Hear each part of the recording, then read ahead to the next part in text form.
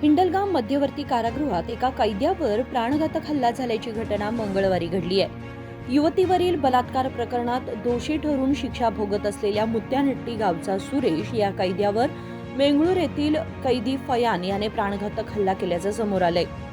किरकोळ कारणावरून झालेल्या वादाचे रूपांतर तीव्र भांडणात झालं असून फयान याने सुरेशच्या डोक्यावर दगडाने जबर मारहाण केल्याची माहिती मिळाली आहे। या हल्ल्यामध्ये सुरेश गंभीर जखमी झाला असून त्याच्यावर उपचार सुरू आहेत। आरोपी फयान याच्या विरोधात खुनाचा प्रयत्न केल्याचा गुन्हा दाखल करण्यात आलाय। 2 महिन्यांपूर्वीच कारागृहातील एका हवालदारावर हल्ला केल्याचा आरोपही फयान याच्यावर असून आता पुन्हा एका गंभीर गुन्ह्यात तो सामील झाल्याने चिंता व्यक्त केली जात आहे। या घटनेप्रकरणी ग्रामीण पोलीस ठाण्याच्या हद्दीत गुन्हा नोंदवण्यात आलाय। सर ಏನಿಲ್ಲ ಅವನು ಹಿಂದಿಂದ ಬಂದು ಜಗಳ ಆಡತ್ತಿದ್ದ ಅಲ್ಲಿ ನಾವು ವಾಚ್ಮನ್ ಇದ್ದೆ ಸರ್ ಅಂದರೆ ಡ್ಯೂಟಿ ಮಾಡ್ತಿದ್ದೆ ಸರ್ ಅಲ್ಲಿ ಹೊಡೆದ್ಬಿಟ್ಟ ಸರ್ ಕಟ್ಟಿಗೆ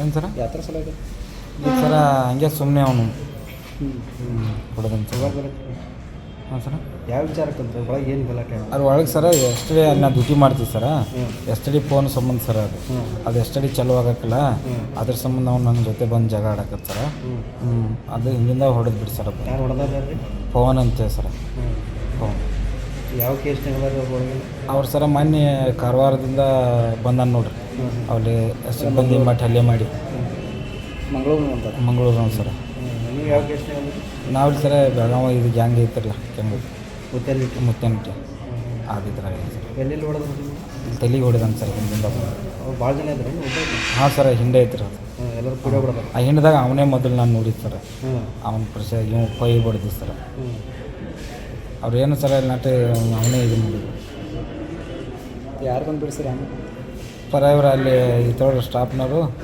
ಮತ್ತು ಇವರು ನಮ್ಮ ವಾಚ್ಮೆನ್ರು ಸರ ನಮ್ಮ ಸಿಬ್ಬಂದಿ ವೈಟ್ ಬಿಟ್ಟು ಅದಾರಲ್ಲ ಅವರು ಸರ ಅವರೇ ಬಂದು ಬಿಡಿಸಿದ್ದು ಸರ ನಮ್ಮ ಸಜಾಗ ಅವರೇ ಬಂದು ಬಿಡಿಸಿದ್ದು ನಿಮ್ಮ ಹೆಸರು ಸುರೇಶ್ ಬೆಳಗಾವಿ ಸರ್।